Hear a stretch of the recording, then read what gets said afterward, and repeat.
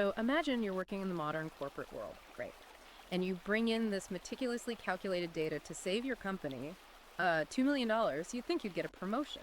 Right, yeah, you would definitely expect a massive bonus for that. Exactly. But according to a highly controversial new book we are examining today, doing exactly that, bringing in that objective math, might actually get you flagged by human resources as a biological hazard. It's a really striking premise. We are looking at a system where, objective competence is increasingly categorized as an institutional threat. Yeah, and that inversion of logic is precisely why we're here today. So I want to welcome you, the listener, to the deep dive. Whether you consider yourself a critical thinker or a men's rights advocate trying to navigate this crazy cultural moment, or, just someone trying to understand the rapidly shifting sands of our modern institutions, you are in the right place. You definitely are. And real quick, before we get into the weeds of today's incredibly dense material, I want to strongly urge you to hit that like button and subscribe to the show. Your support is basically the engine that keeps us analyzing these texts for you.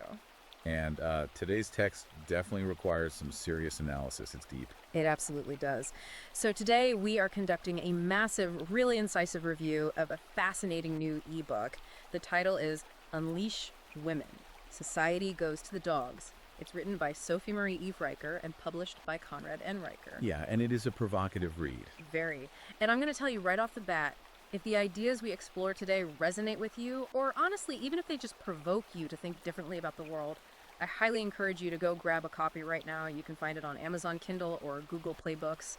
And you should definitely be following the publisher for more of this kind of content at Conrad N. Riker on Substack. The author really presents a comprehensive system map of modern society here. And it's a map that, it challenges virtually every mainstream assumption about gender, power, and institutional health. Which brings us to a very crucial disclaimer. We really need to set the parameters for our mission today. I want to make this crystal clear to you listening right now. This text contains highly charged, deeply provocative socio-political arguments. Right, it touches on feminism, institutional bias, the architectural setup of our legal system. Yeah, in ways that are deliberately confrontational to established narratives. So we, as your hosts, we are not taking sides here. Exactly. We aren't here to endorse these viewpoints, and we aren't here to condemn them either. Our job is strictly to act as your impartial guides. We're here to report, analyze, and help you understand the profound ideas contained in this original source material. We want to take the engine apart, basically, so you can see exactly how the author believes it works. And to understand that engine, we really have to start with the foundational equation that Riker establishes right in the opening chapters. The author refers to our current societal operating system as genocentrism. Gynocentrism, right. Yeah. And Riker distills this entire ideology into a very specific formula. It goes like this. Female priority plus male disposability plus bureaucratic expansion equals the modern order. Let's really examine the mechanics of that equation, because the author argues that this specific formula didn't just, appear out of nowhere. It directly replaced an older system. Riker calls this older system the old chivalric code. Yeah, the patriarchal code. Right. So what were the actual terms of that historical contract? How did it work? Well, the book frames the old chivalric code as a reciprocal binding covenant between the sexes in society. It was entirely transactional. So on one side of the ledger, society demanded immense physical male sacrifice. Like literal blood and sweat. Exactly. Men were expected to provide the resources, protect the physical borders, do the incredibly dangerous manual labor necessary to build the infrastructure, and, inevitably die younger as a result of those burdens. But the crucial word there that Riker uses is reciprocal. What did that massive sacrifice actually purchase for the man? According to the text, that heavy sacrifice purchased specific societal goods. It bought him ultimate authority within his family's structure. It bought him societal honor and respect. And crucially, within the domestic sphere, it purchased a covenant of female fidelity and modesty. So it was a trade. Yeah, a trade. The man bled for the family, and in exchange, society structurally guaranteed that the family belonged to him and respected his leadership. Okay, so the logic of the book is that the old system might have been difficult, maybe even brutal, but it was structurally sound because both sides had obligations and rewards. So how does Riker argue the new gynocentric code alters that deal? Well, the author posits that the modern system executes this massive bait and switch. It keeps the demand for male sacrifice entirely intact, Oh, totally. right? Like men are still expected to do the dangerous, dirty jobs. They still make up the overwhelming majority of workplace fatalities. Mhm. They still pay the bulk of net taxes that fund the state. They still provide the physical, logistical infrastructure of civilization. But, and this is the key, the new code deletes the covenant. It just completely deletes the rewards. Exactly. The authority, the societal honor, the presumption of respect in the household, those have all been systematically stripped away. Wow. Yeah, the modern system demands that the man still pay the massive costs of civilization, but he's no longer honored for it. And further, if a man points out this asymmetry, if he asks why the terms of the contract have changed while his obligations haven't, the system pathologizes him. It calls him the problem. Right. It labels his very awareness of the broken contract as aggression or toxicity. You know, when I was reading that specific breakdown in the text, an analogy immediately jumped out at me. It feels almost exactly like a landlord-tenant dispute, but on this macro civilizational scale. Well, that's a good way to look at it. Think about it. Imagine a landlord who happily collects the full rent from a tenant on the first of every single month. But over the course of a year, that landlord comes into the apartment and removes all the interior doors. Just takes them off the hinges. Right. Then they smash the windows, then they rip out the fire escapes and turn off the hot water. The tenant is still paying full price for an environment that is becoming increasingly unlivable. Yeah, an actively hostile environment. Exactly. And when the tenant finally goes down to the management office and calmly points out that the building is structurally ruined, the landlord calls the police and accuses the tenant of being a toxic, disruptive influence just for complaining. The landlord demands the provision but destroys the shelter. That is a really highly accurate representation of Riker's core thesis.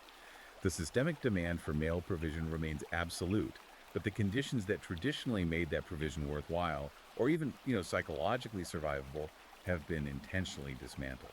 And the book doesn't just leave this as a societal theory. Riker takes this macro societal dynamic and applies it directly to the microenvironment of the modern corporate workplace. Which is where this text gets incredibly granular, yeah. To explain this corporate capture, Riker uses a medical metaphor that is, frankly, pretty brilliant in its descriptive power. The author compares the modern Fortune 500 company to a body suffering from a condition called galactosuria. Okay, before we apply it to a business, can we define the actual biology of that for the listener? What is galactosuria? Sure, so galactosuria is a real clinical metabolic disorder. It occurs when a body ingests galactose, which is essentially a crucial nutrient found in milk.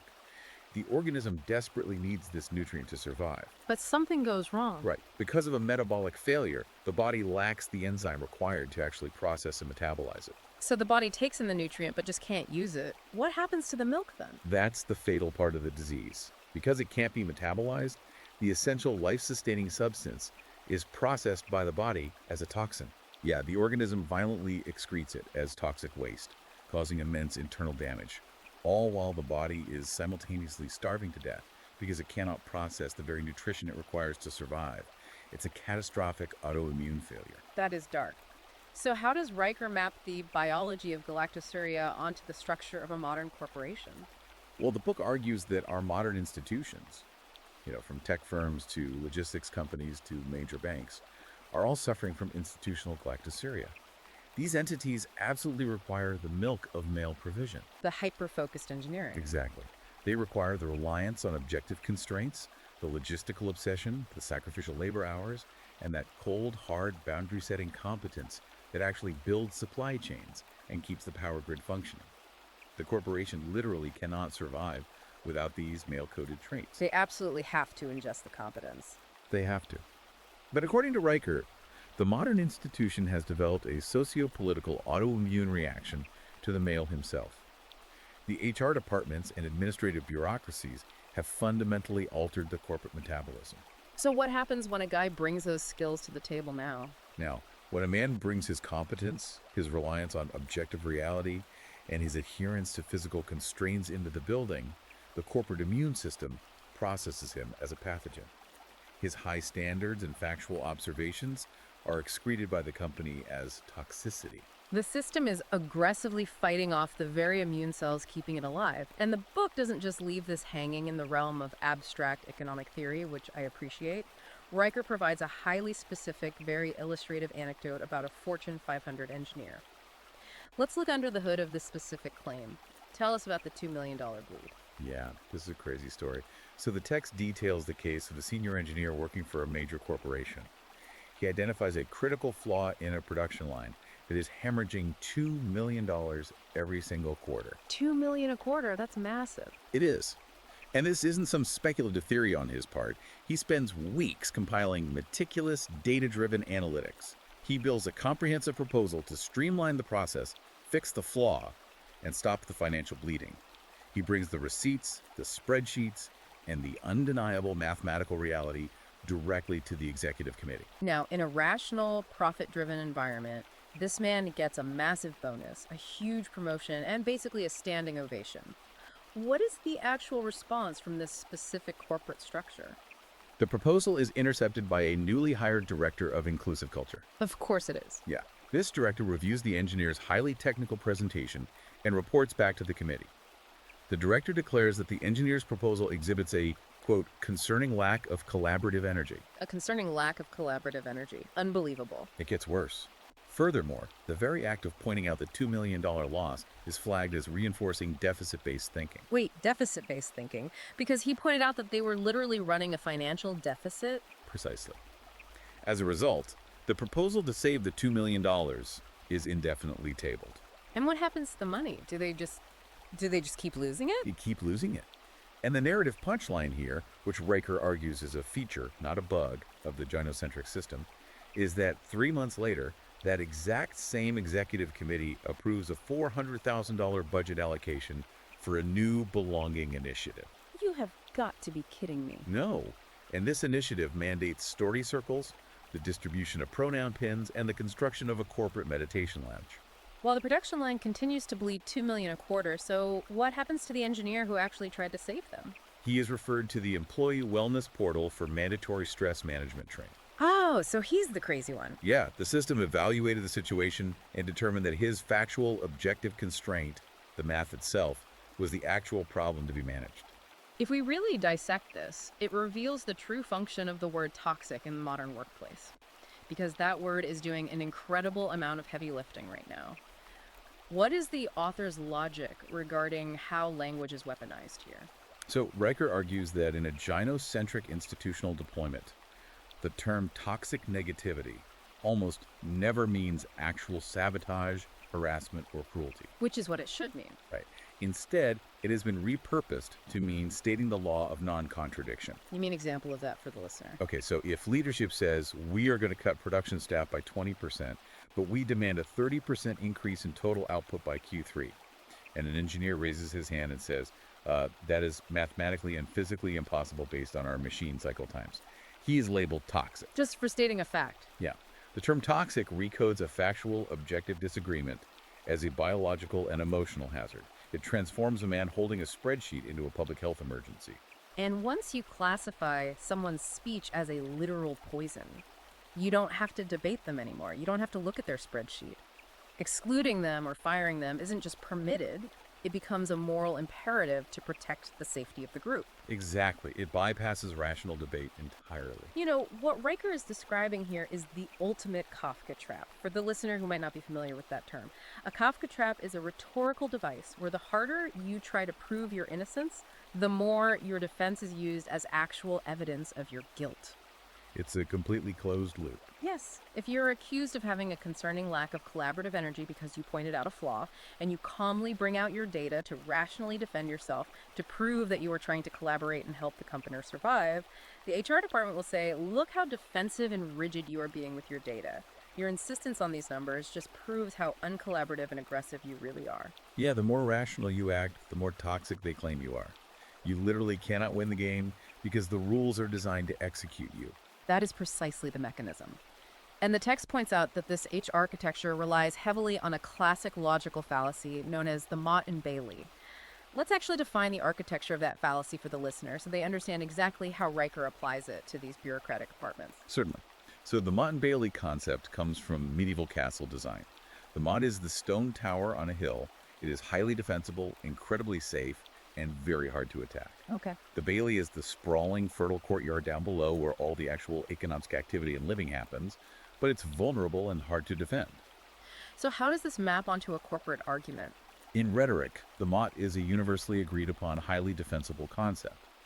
In the corporate world, the Mott is the idea of, equal pay for equal work, or everyone deserves a physically safe workplace, free from assault. Right. If someone says we shouldn't harass people, literally everyone agrees with that. Exactly. No rational person argues with the Mott.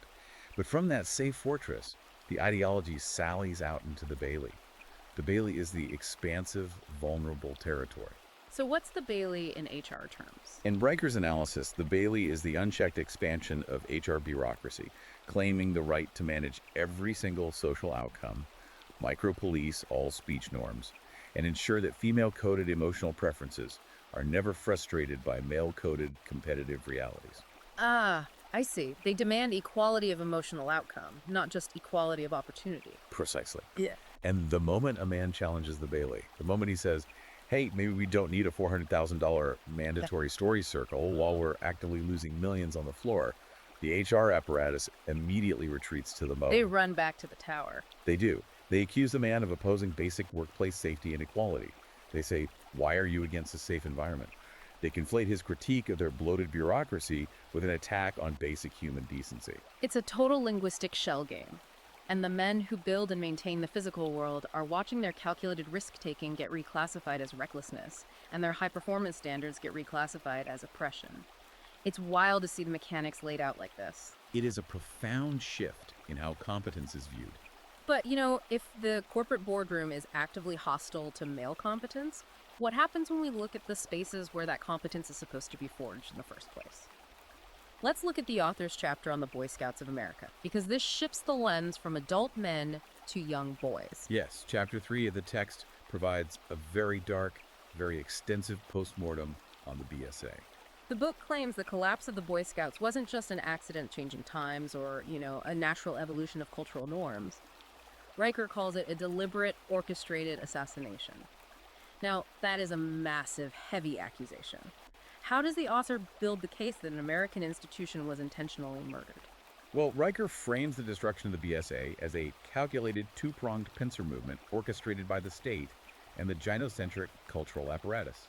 It wasn't organic, it was an engineered siege. Okay, so what was the first prong? The first prong of this attack was a relentless wave of litigation facilitated by gynocentric tort law. Meaning the historical abuse lawsuits that dominated the news. Yes. The author argues that while historical suffering was real in specific instances, the legal apparatus weaponized it to bludgeon the entire institution into bankruptcy. According to the text, the overarching goal of the legal strategy wasn't about healing victims. It was an engineered extraction of financial tribute designed to bleed the organization dry and force it to capitulate to structural changes. It was a financial siege. And the second prong of this pincer movement. The forced integration of girls, which was epitomized by legal actions like Karnofsky v. BSA. The activists and legal scholars argue that any space exclusively reserved for men or boys is, by definition, inherently oppressive and discriminatory. Let's really dissect the author's logic here. Why does Riker believe a boy-only space is perceived as such a massive threat to this new order? What was the BSA actually doing out there in the woods that made it a target for eradication? The book uses a very evocative, almost primal metaphor here. It refers to the traditional Boy Scouts as the last wolf refuge. The last wolf refuge. I like that. Expand on that for us. So the BSA was a forge of male virtue. It was one of the very few remaining places in modern society where boys learned hierarchy, physical duty, risk assessment, and competence entirely away from the female gaze. Right, there were no mothers hovering. Exactly. In the traditional Scouts, a boy could earn a merit badge on his sleeve through sheer grit, survival skills, and demonstrated physical mastery. And crucially, the approval of a mother, a female teacher, or an HR representative was completely irrelevant to that achievement. He earned the respect of other men using the metrics of other men. Right. His value is judged by objective physical reality and the rigorous standards of male elders.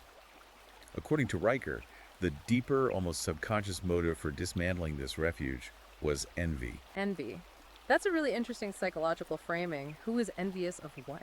The premise is that the modern gynocentric moral order cannot tolerate the existence of any value system that does not place female validation at its absolute undisputed center. Wow, okay.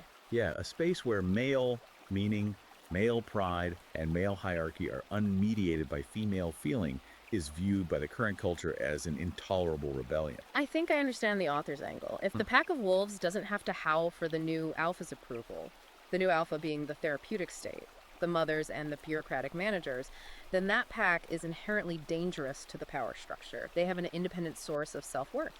That's precisely the logic. If Mhm. a boy learns he has value simply because he can build a fire, navigate a forest, and protect his peers, he is much harder to control later in life with threats of social ostracization or the withdrawal of female approval. And the book points out an intense contradiction here regarding how the state views rights versus duties, depending entirely on the gender of the citizen in question. I want to thoroughly examine this part because the juxtaposition Riker uses is staggering. Let's analyze the bodily autonomy contradiction. This is definitely one of the starkest legal arguments in the text. The author notes that the modern state champions the concept of absolute bodily autonomy for women. The phrase, my body, my choice, is treated as an unquestionable moral and legal axiom, particularly regarding reproductive rights and the right to sever biological obligations. The state bends over backward to ensure a woman is never forced to use her body or resources against her will to sustain another life if she chooses not to.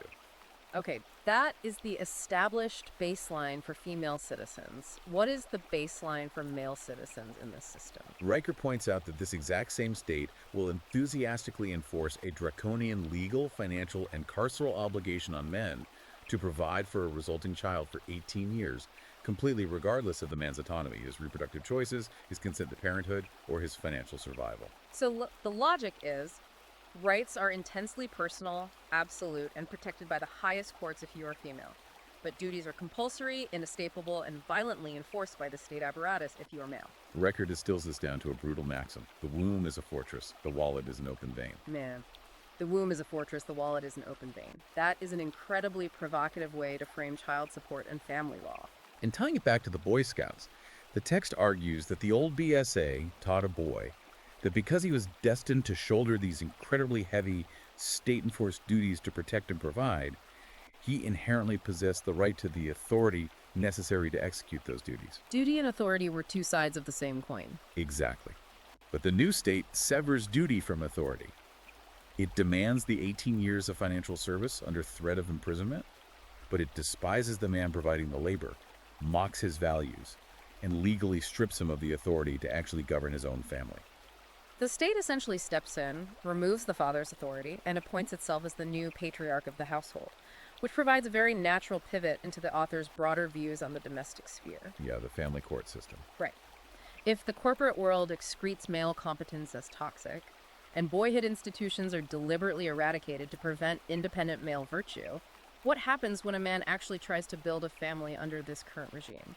According to Riker's system map, that man is stepping into the single most dangerous, legally lopsided contract in all of Western jurisprudence. The book's take on no-fault divorce is absolutely chilling. How does Riker frame the legal system's role in the dissolution of the family? Well, Riker argues that the family court system basically functions as a surrogate husband. A surrogate husband? How so? Its primary operational goal is to bypass the biological father's actual authority while simultaneously extracting his financial resources to fund a dependent class and expand its own bureaucratic power. The legal mechanism that enables this massive extraction is no-fault divorce. So the state uses the divorce to take its place. Right. The book views no-fault divorce not as a triumph of personal liberation, which is the usual narrative, but as a state-engineered wealth transfer mechanism. We hear the term no-fault divorce all the time, but let's look at the actual data the book provides. What do the statistics actually show about who is utilizing this legal mechanism and why? The text relies on stark demographic data here.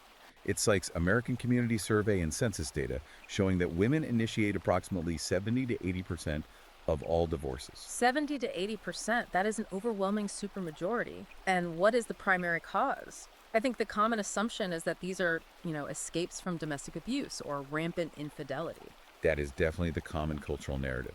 But Riker points to the National Survey of Family Growth to debunk it entirely.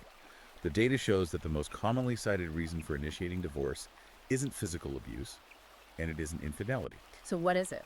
The primary driver, legally categorized, is simply growing apart or a general sense of unhappiness, Growing apart, a completely subjective feeling. a feeling, a shift in emotional weather. And Riker frames this reality with a brutal observation about contract law. Marriage, in its current legal iteration, has become the only contract in the entirety of Western law where the party who unilaterally breaches the contract. The one who breaks the deal. Right. The one who decides to leave simply because their feelings changed or they grew apart is legally empowered to depart with half the accrued assets, seize control of the children, and collect continuous financial damages from the non-breaching party in perpetuity. It is staggering when you frame it purely as a contract. I mean, let's play this out in any other sector of life, right? Imagine signing a massive business partnership deal to build a company. 10 years in, the company is profitable, everything is stable. Everything's going well. Yeah. And then your partner walks into the office on a Tuesday and says, I'm just bored. I feel like we've grown apart as business partners. And instead of them buying you out or simply walking away with nothing, the state intervenes. Right. The judge dissolves the company, gives your partner the intellectual property, hands them the deed to the office building, and then forces you to keep paying their executive salary out of your own pocket for the next decade under threat of jail time. No rational person would ever sign that document. And yet Riker points out men sign it every single day because it is obscured by the language of romance. This is why the book relies on a very specific, chilling machine metaphor to describe the reality of the family court. Riker wants the reader to look past the veneer of justice and picture a humming, clean, highly efficient industrial machine. Let's walk through the schematic of this machine. What does it look like? So the intake valve of the machine is labeled marriage. The output chute, where the product drops, is labeled with the legally unassailable phrase, the best interest of the child. And what happens in the middle of the machine? What are the gears actually doing to the raw material? What the machine grinds as its raw material is fatherhood. It pulverizes male familial authority. And what the machine extrudes on the other side is revenue, legal fees, and expanding state bureaucracy. It's an industry. It is, and Riker makes a critical point here. The court does not glitch or fail when a father is financially ruined and barred from seeing his kids. That destruction is not a bug. It is the system's firmware. The system is working exactly as designed. Precisely. The father is the fuel that powers the industry. What rises from the exhaust stacks isn't a healed, thriving family. It is a larger state budget, matching federal Title IV VD funds, and a man who has been brutally taught that to this date. He is merely a wallet with legs. Well, wallet with legs, that image is incredibly visceral and it really sticks with you. So if the end of the line, the culmination of the traditional path of marriage and family, is this rigged industrial extraction machine, let's back up the timeline. Let's look at how it starts. Exactly. Let's look at the beginning of the line. The book dedicates an enormous amount of time to the modern dating scene. Chapter 6 is basically a forensic autopsy of the sexual marketplace. Yes, Riker views the modern dating market as a system where mating has been entirely severed from its historical and biological consequences, transforming human pair bonding into a hyperinflated commodity market. And the author explicitly calls the current setup a Ponzi scheme. A Ponzi scheme that runs entirely on the delayed provisioning of men? Yes. Let's examine the archetype the book brings up to illustrate this Ponzi scheme. The author describes a very specific demographic, the 33-year-old corporate cool girl. How does Riker map out her trajectory from her 20s to her 30s? The book paints a very detailed sociological portrait. It describes a woman who, throughout her early and mid-20s, proudly adopted the ethos of the era. She declared she didn't want anything serious. Her priorities were absolute personal freedom, international travel, building her career, and collecting experiences. Living her best life, right. Right. And during this decade, she actively dismissed commitment-oriented, stable men as boring, clingy, or controlling. Instead, she spent a decade on a carousel of temporary dopamine hits. Engaging with men who had absolutely no intention of providing for her. Exactly.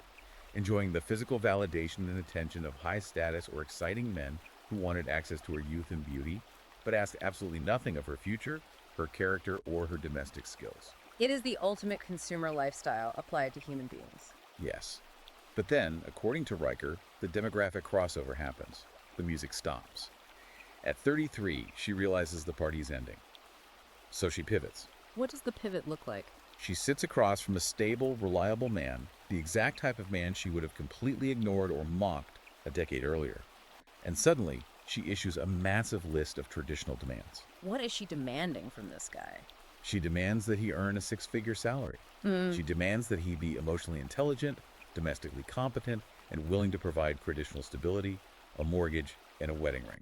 So she wants the full package. Yes, but Riker points out the fatal asymmetry here. She wants the full price of a traditional patriarch, the financial provision, the physical protection, the unyielding commitment, but she absolutely refuses to offer the reciprocal goods of a traditional matriarch. Ah, I see. She did not offer him her youth, she did not practice sexual exclusivity, and she balks at any focus on domestic order or submission to his leadership. So the paradox is that she demands a traditional providing man to finance her life, but she refuses to be a traditional accommodating woman in return. It's a completely one-sided negotiation. How does the book explain how this level of delusion is mathematically sustained across millions of people? Like, why hasn't the market corrected itself? Riker argues the delusion is artificially sustained through technology. Specifically, dating apps like Tinder, Bumble, and Hinge. The algorithms. Right. The book argues these apps are not neutral digital intermediaries just trying to help people meet. They are highly engineered, gynocratic validation markets. Let's really dissect the mechanics of these algorithms because I think people assume it's just a digital bulletin board. How does the author claim the algorithm actually functions? So Riker explains that the algorithms are designed with one primary directive: to produce continuous engagement. And the data shows that female engagement on these platforms is produced by providing women with an endless, unceasing stream of free male attention. And how is that attention generated and monetized? Because the apps have to make money. The economics are fascinating and brutal. Because men vastly outnumber women on these apps, and because men are visually driven, men face a massive deficit in visibility. The algorithm hides them. So they have to pay. They do. To escape the digital basement, men are forced to pay literal financial premiums. They buy super likes, they pay for premium subscription tiers, they pay to boost their profiles for 30 minutes. Men are bleeding real-world currency just to get out of the algorithmic shadow and be seen by a woman, and usually they pay this money just to be ignored anyway. The men are literally funding the servers. Yes. Meanwhile, women receive this massive influx of psychological validation. Hundreds of matches, constant messages, entirely for free. They don't have to pay to play. And what does that do to their psychology? This dynamic artificially inflates a woman's perceived market value to absurd heights. An utterly average woman receives the kind of digital attention historically reserved for royalty. She gets 500 matches in a weekend and genuinely begins to believe she is a 10 out of 10 who deserves a millionaire CEO. It breaks her perception of reality. Riker argues this artificial inflation fundamentally destroys her psychological ability to realistically pair bond with an ordinary, reliable man in her actual, real-world socioeconomic bracket. Because she is constantly waiting for the billionaire the app promised her. So, if this system is a rigged casino designed to drain men of their time, money, and dignity, what does the book tell the listener to actually do about it? Because Riker doesn't just outline the apocalypse, there is a practical framework introduced here called the vetting ladder. Yeah, it's very actionable. How does the author advise a rational man to navigate this landscape? The vetting ladder is presented as a rigorous, unsentimental audit of a woman's timeline, her ideology, and her behavioral patterns. Riker explicitly advises men to stop acting like romantic protagonists and start acting like risk-averse bank managers. I love that. A bank manager. Exactly. The goal is to ask very deliberate, highly uncomfortable questions early on to avoid guaranteeing someone else's bankruptcy down the line. What are the specific rungs on this ladder? What questions should a man be asking? The book lists several crucial audits. For instance, does she maintain a digital roster of former partners and orbiters on her social media? Arbiters. Right. When asked about her past, does she describe a decade of promiscuity and chaotic choices as merely a phase she got out of her system? Riker notes this is a major red flag, as it treats deeply ingrained neurological habits as if they were a passing cold, rather than a permanent rewiring of her pair bonding circuitry. What else? Another audit is, who are her friends? Are her closest confidants married mothers who value family, or are they bitter single women who constantly reinforce her grievances and encourage her to see men as the enemy? It is basically telling men to act like a private equity firm evaluating an acquisition. You wouldn't buy a failing business with massive hidden debts without looking at the ledger, yet men are expected to merge their entire lives, their genetics, and their financial futures with someone without ever asking to see the emotional ledger. Precisely. And Riker notes the intense cultural hypocrisy here.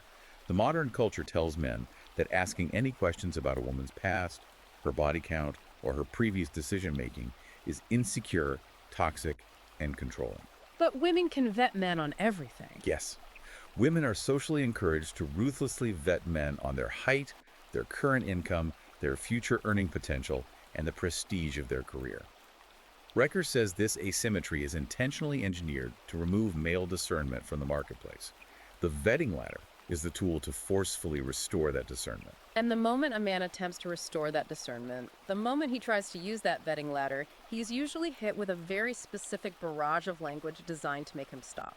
This leads us directly to the author's analysis of therapy culture, goalpost taxes, and what the book calls Instagram priestesses. How does Riker argue the clinical language of therapy has been hijacked to serve this system? Well, the book argues that we have transitioned into a theocracy of feelings. Over the last decade, words that used to have incredibly strict clinical psychiatric definitions, words like gaslighting, narcissism, and trauma, have been intentionally stripped of their objective meaning. They've just become buzzwords. They have been democratized, watered down, and fully weaponized by the culture to provide a blanket of legal and moral immunity for female accountability. I want to make sure we ground this in reality. How does the author say this functions in a practical, everyday argument between a man and a woman? Let's use a financial dispute as an example. Suppose a man sits down at the kitchen table, opens up the bank statements, and points out a simple, objective cause and effect to his wife. He says, "Your monthly discretionary spending on clothes and dinners out consistently exceeds my monthly income, and we are going into debt." A completely factual, mathematical statement. In a rational world, she would be forced to meet him with a spreadsheet or a budget to argue her side. But under the new therapeutic rules, she doesn't need a spreadsheet. She is armed with therapy jargon. So what does she say? She can instantly pivot the argument away from the math and attack his character. She can tell him that his insistence on looking at the numbers is gaslighting her lived reality of what she needs. Or she can claim that his firm tone of voice is triggering a past trauma response, making her the victim of the conversation. That is wild. Riker says this tactic must be identified and halted immediately by men. Because it completely derails accountability. Yes. The author advises men to demand straight clinical definitions. Gaslighting, historically, is a malicious, calculated pattern of psychological warfare designed to literally drive a victim insane by altering their perception of physical reality. Right, like moving objects in the house. Exactly. Gaslighting is not a factual dispute over a credit card bill. Riker makes a brilliant inversion here. Calling a man's factual, verifiable recollection of events a psychological abuse tactic is, in itself, the actual manipulation. To prove how deeply this bias is baked into our institutions, the text contrasts the reception of two very specific authors in the realm of psychology and self-help, Lundy Bancroft and Robert Glover. Let's look at the dynamic there because it's very revealing. It is the perfect illustration of systemic institutional bias. So, Lundy Bancroft wrote a book called Why Does He Do That? Riker points out that this book has been fully institutionalized. Meaning the state uses it. Yes, it is handed out by social workers, recommended by family courts, and treated as gospel by domestic violence bureaucracies. Riker analyzes Bancroft's text and characterizes it as a presumptive guilt manual. So it assumes men are guilty from page 1. Exactly. It operates on the baseline assumption that almost all male behavior in a relationship is inherently controlling, and it pathologizes virtually any exercise of traditional male authority or boundary setting as a precursor to abuse. So the state funds and promotes literature that assumes men are inherently dangerous. What is the contrast with Robert Glover? Dr. Robert Glover wrote a book called No More Mr. Nice Guy. This book aims to help men who've been overly socialized to please women at their own expense. It encourages men to reclaim their agency, set healthy boundaries, stop seeking external validation, and prioritize their own well-being. Which sounds like standard, healthy psychological advice for anyone. But Riker notes the cultural reaction. Glover's work is routinely marginalized, heavily scrutinized, and frequently dismissed by mainstream commentators as a gateway to toxic masculinity or the manosphere. The double standard is crazy. The institutional disparity is clear. Literature that pathologizes men and frames them as oppressors receives government grants and judicial endorsement. Literature that empowers men to build boundaries and self-respect gets canceled and smeared. It is a totally rigged game. And speaking of pathologized behavior and lack of boundaries, we have to talk about the book's absolute teardown of the Real Housewives television franchise. Oh, this part is brilliant. This was one of the most surprising parts of the text to me. Riker frames these reality shows not just as trashy entertainment, but as a live, televised sociological experiment. Riker's analysis here is incredibly sharp. The author says, look at the women on these programs. They do not represent a failure of the feminist promise. They represent its absolute, unchecked end state. The final form. Right. These women have achieved the utopia.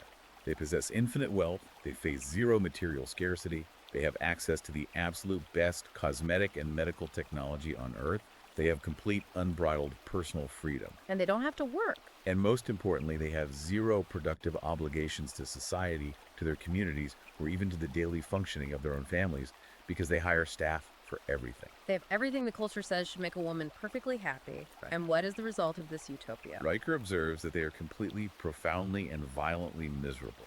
The shows document an environment of pure gynocentric entropy. Yes. Without the anchoring weight of duty, responsibility, or necessity, their unconstrained appetites consume everything around them. The result is a relentless, exhausting torrent of manufactured grievance, backstabbing, psychological warfare, and emotional chaos. They have no real problems, so they must invent spectacular dramas just to feel alive. It's a terrifying mirror to hold up to the culture. But how does this affect the ordinary guy listening to this? Because most men aren't married to a billionaire real housewife. How does this entropy trickle down to middle-class marriages? The book introduces the concept of the goalpost tax. The toxic discontent of the elite women trickles down through social media and infects normal households. The goalposts for what constitutes adequate male provision don't just move, they completely dissolve into a mirage. Give me a concrete example of the goalpost tax in action. Okay, so a man works 80 hours a week and successfully provides a beautiful, safe, 4-bedroom house for his family. He has fulfilled his traditional role. But then his wife spends 3 hours scrolling on her phone, looking at a lifestyle influencer showing off a custom waterfall, marble kitchen backsplash in a $10 million mansion. And suddenly the house isn't good enough. Right. Suddenly the perfectly good house the husband provided feels, to her, like a dingy rental. The goalpost vanishes, and the husband is immediately billed, both financially and emotionally, to close the newly created gap between his actual reality and a curated digital fiction. He is taxed for a failure he didn't even commit. And the book prescribes a very specific, actionable solution for the listener here to combat this. Riker calls it the gratitude audit. How does a man fight back against these influencers who the author brilliantly calls digitized priestesses? Riker's advice is highly tactical. Conduct a gratitude audit by logging the direct correlation between your wife's or girlfriend's media consumption and her expressed complaints. Track the data. Yes. When she suddenly snaps at you about the car you drive, or complains that the perfectly nice vacation you booked to Florida isn't good enough, check the timestamp. Ask yourself, did she just spend the last 45 minutes scrolling through the hyper-edited, sponsored highlight reels of other women online? You're trying to find the source of the virus. Exactly. Riker asserts that the vast majority of these complaints are not organic to the relationship, they are imported digital infections. The influencer on the screen is the vector. So, what is the defense mechanism? Name the mechanism out loud.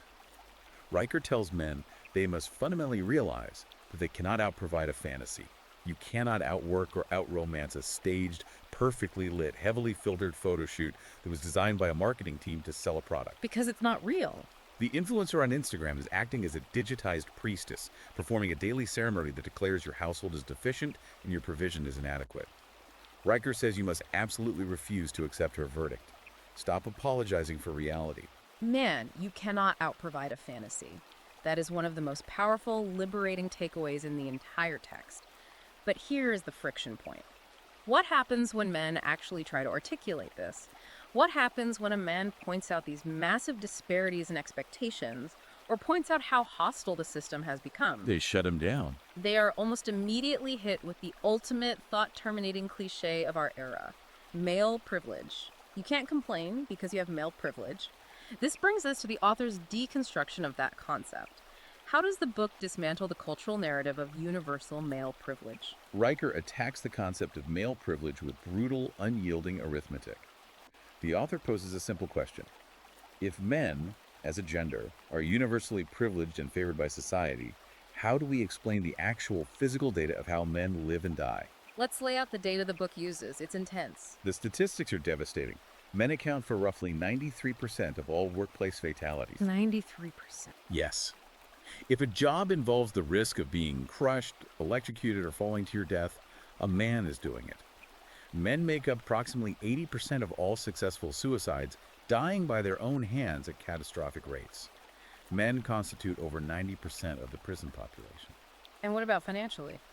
From a macroeconomic standpoint, men pay the vast majority of net income taxes into the system over their lifetimes, while women, on aggregate, receive significantly more in-state government benefits and healthcare spending than they contribute in taxes. I mean, let's just pause on that. If any other demographic group on planet Earth had statistics showing they suffered 93% of the fatal injuries, 80% of the suicides, and 90% of the incarcerations, it would be declared an international human rights emergency. There would be global summits to fix it. But because the victims are men, the data is completely ignored.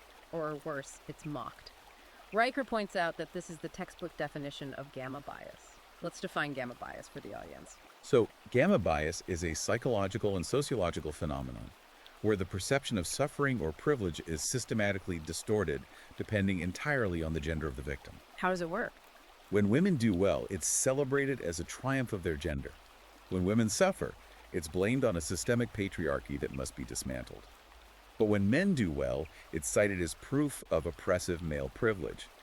And when men suffer, when they die at work or commit suicide, it's either ignored entirely or framed as a personal failure or incredibly blamed on toxic masculinity. The system is rigged so that male suffering never counts against the ledger of their supposed privilege. It's completely erased. Okay, I understand the author's argument there, but I have to push back here, or at least play devil's advocate, because there is an obvious counter-argument that everyone uses. What about the CEOs? The billionaire argument. Right, what about the billionaires, the presidents, the senators, the hedge fund managers? The men who hold all the highly visible, incredibly powerful levers of control in society? How does Riker account for them if male privilege is a myth? Riker anticipates this exact counter-argument and dismantles it by identifying the logical error at its core. The author calls this the composition fallacy. How does the composition fallacy work in this context? The ideology of patriarchy theory takes a microscopic fraction of the male population, the top 0.01% of elites, the billionaires, the politicians, the apex predators of capitalism, and sweeps the vast, overwhelming majority of ordinary, struggling, working-class men into the exact same demographic bucket. So they lumped everyone together. In feminist analysis, the billionaire CEO flying on a private jet and the homeless man freezing to death under a bridge share the exact same demographic category. They are both privileged men. Riker argues that the culture intentionally fuses the broken, disposable men with the billionaires in order to mathematically erase male suffering. So society constantly laments the glass ceiling that might prevent a highly privileged female executive from becoming a CEO, but society completely ignores the glass cellar where millions of disposable men are trapped, injured, and dying. Precisely. Riker uses a great analogy here. It is like arguing that because a tiny handful of people won the Powerball lottery this year, every single person who buys a lottery ticket is a millionaire. That's a perfect analogy. The existence of a hyper-successful male elite at the extreme tail end of the distribution curve does not produce universal male privilege for the guy driving a forklift. And the growing realization of this massive disparity, the fact that men are expected to sacrifice everything for a system that labels them toxic and ignores their suffering, is leading to a cultural breaking point. Riker calls this breaking point the hour of the bad man. It's happening right now. Let's look at the Bureau of Labor Statistics data from recent years. We are currently seeing historically low labor force participation rates for prime-age men. Millions of men are simply dropping out of the workforce. Now, the mainstream media and economists call this a failure to launch. They blame video games, pornography, laziness, and prolonged adolescence. What is Riker's counter-thesis to this narrative? Riker argues that the mainstream economists are missing the point entirely, largely because their models assume men are stupid. The author posits that this is not a failure to launch at all. It is a highly calculated, entirely rational, quiet strike. A quiet strike. I like that phrasing. Yes, men are looking at the terms of the new societal contract. They are looking at the heavily biased family courts that will strip them of their kids. They're looking at the hostile, HR-dominated corporate departments that view their competence as a threat. They see the taxes. They're looking at the crushing tax burden required to fund a state that despises them. They are looking at a hyperinflated dating market that demands everything and offers nothing. They look at all of this, do the math, and quietly decide to refuse the mission. They aren't failing. They are actively opting out of a rigged game. The book shares a very profound, real world anecdote about a global tech firm that perfectly illustrates what happens when men initiate this quiet strike. It's a terrifying look at the fragility of our infrastructure. Let's examine what happened at this firm. The text details a scenario at a major technology company. The HR department, pursuing a new diversity and inclusion mandate, decided to replace the traditional objective performance-based evaluations with new, highly subjective, sentiment-driven feedback protocols.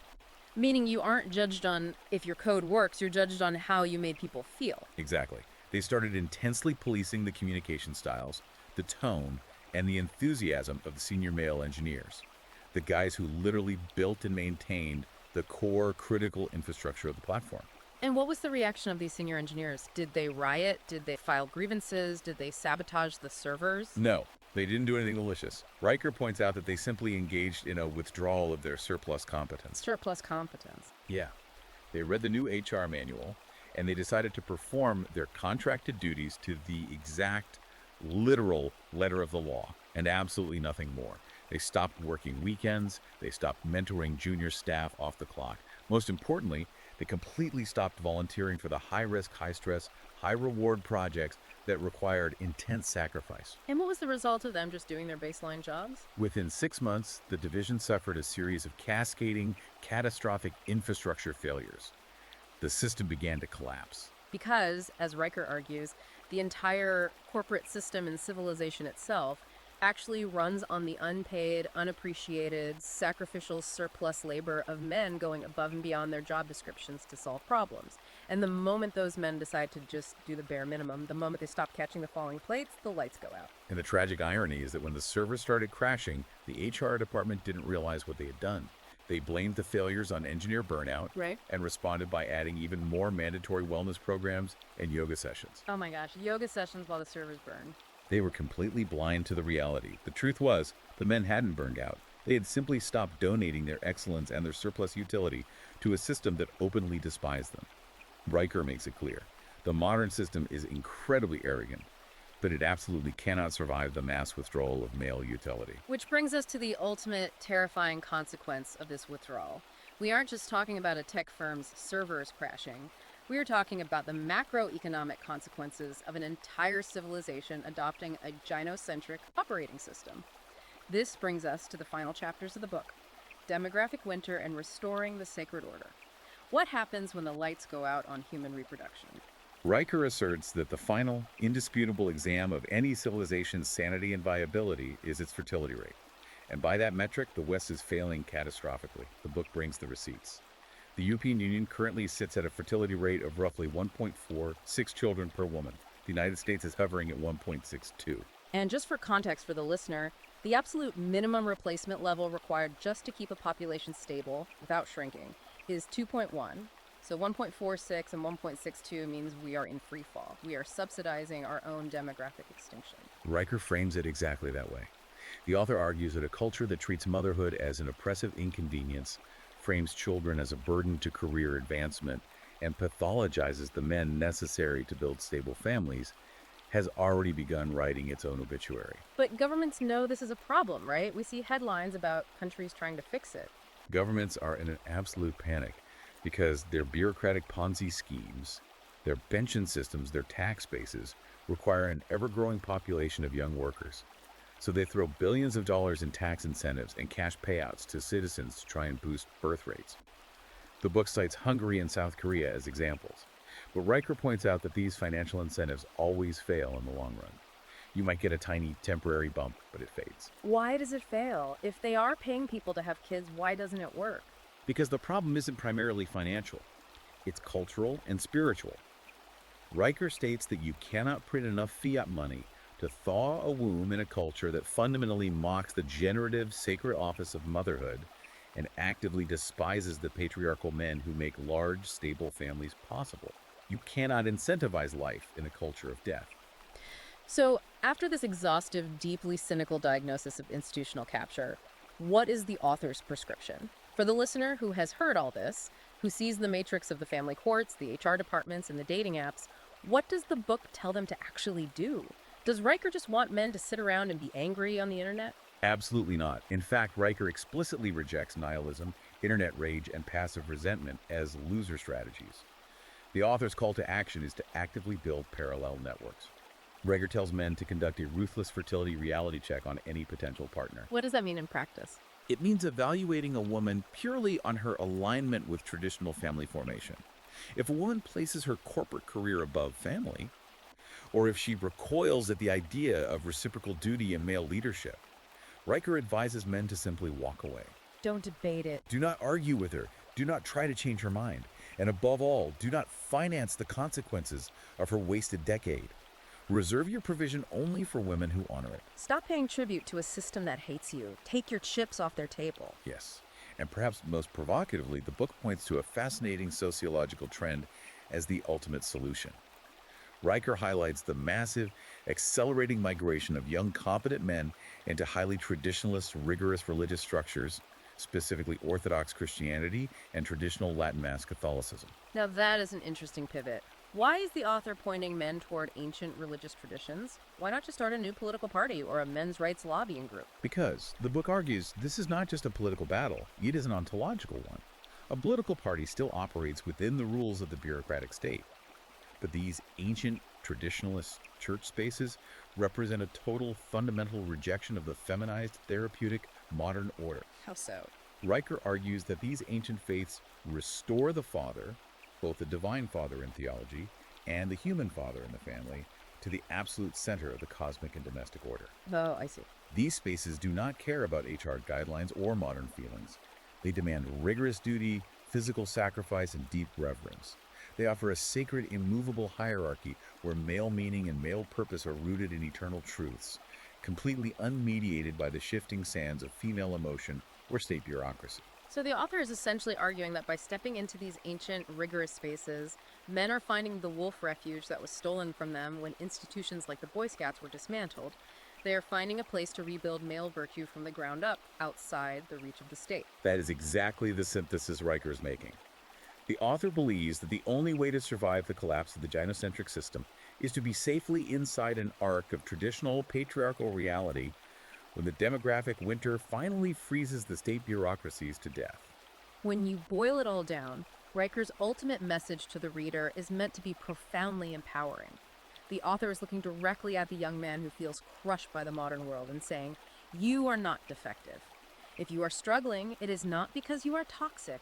You are simply standing in a rigged marketplace that was explicitly designed to extract your labor while making your authority and your presence optional. The game is rigged, so you must stop playing their game." Reclaim the instruction. Deliver it intact to the next generation.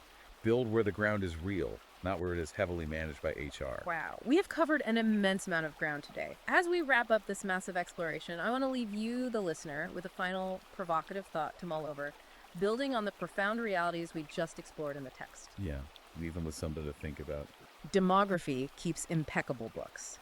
The ledger of human existence does not care about our modern sensibilities. You can rewrite all the laws to favor one gender. You can recode the entire language of corporate HR to protect everyone's delicate feelings.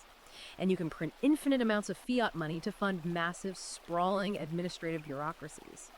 But you cannot legislate a new generation into existence from a culture that refuses to honor the men who build the infrastructure and the women who nurture the future.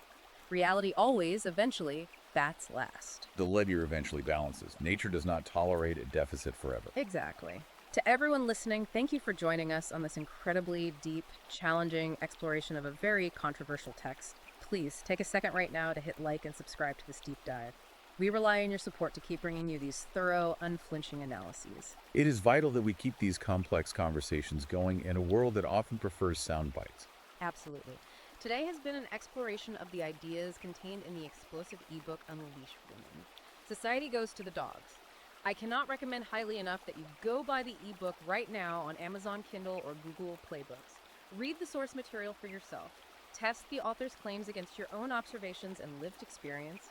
And make sure to follow the publisher for more incisive, boundary-pushing content at Conrad N. Riker on Substack, as well as on Twitter and YouTube. Remember, While we remain your impartial guides to these texts, understanding the architecture of these arguments, seeing the system mapped clearly, is absolutely vital for anyone trying to navigate the modern world with their eyes wide open. Until next time, keep digging deeper.